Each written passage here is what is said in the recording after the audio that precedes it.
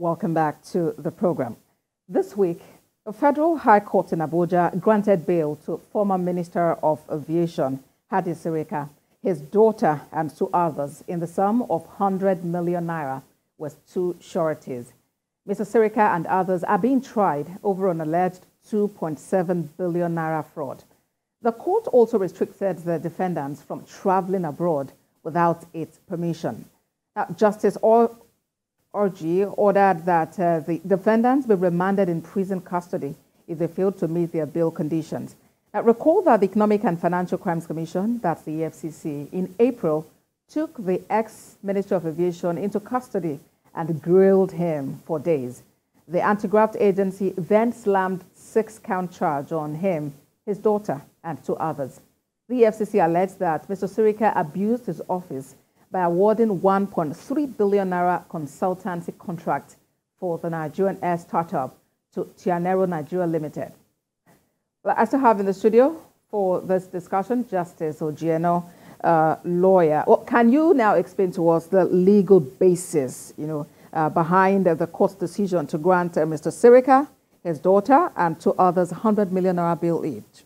Okay, for me, I feel that the primary legal basis is the fact that they are presumed innocent until they are proven guilty. So the court just feels that maybe they shouldn't start suffering the punishment of the charges that have been laid against them. So because of that, the court gives them certain conditions that will ensure that they are available at any time when the court wants them. Because once a charge or a set of charges are preferred against any person or institution, the person becomes a ward of the court and the person becomes somebody that must be made available or make the person himself or herself available at any time the court wants them. So that is why the court imposed conditions that are necessary for them to be available. And it's fully at the court's discretion. So it's the court that decided that, okay, 100 million naira shorties and detention of their travel documents or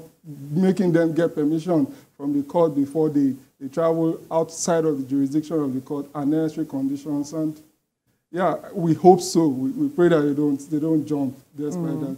Well, talking about this restriction on travel, typically, how does it work? And what are the potential consequences if it's violated? Okay, typically the way it works is that the court will ask for their passports, which is the means of ingress and egress out of the country to be deposited with the court's registrar. So if it's violated, of course, the court can now be tempted to bring in more stringent measures. For example, holding it or directing the persons in charge of our custodial centers to hold whoever it is who is trying to breach that condition. And of course, we won't need the passport again if the correctional services or whichever other detention, it can be DSS detention, it can be EFCC detention, is holding the person. And of course, the court can direct the custodial persons to produce the suspect at any time or the defendant at any time. So, and if they're unable to get that person, the surety? Definitely. But again, a lot of things about surety that a lot of people don't know is that sureties, they are there in their civil jurisdiction. A surety will only say that, okay, if he doesn't come, I will bring so amount.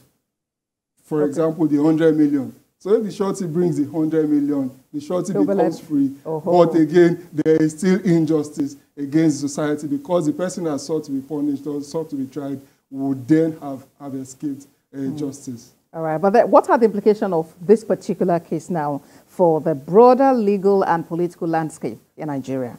For me, I think that it's a good one. I'm very, very happy that the EFCC has gone about it the right way.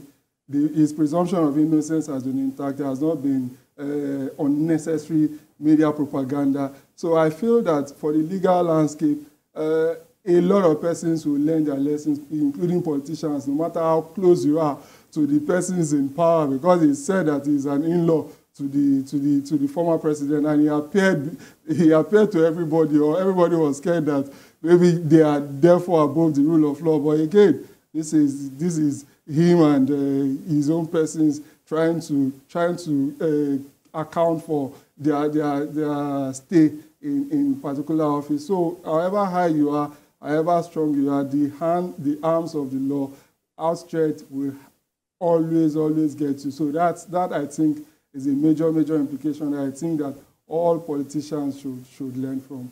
And what is the message like? How do you think this could actually influence public perception of the issue of corruption and accountability in our nation? Fantastic. I think that it's going to impact it greatly positively.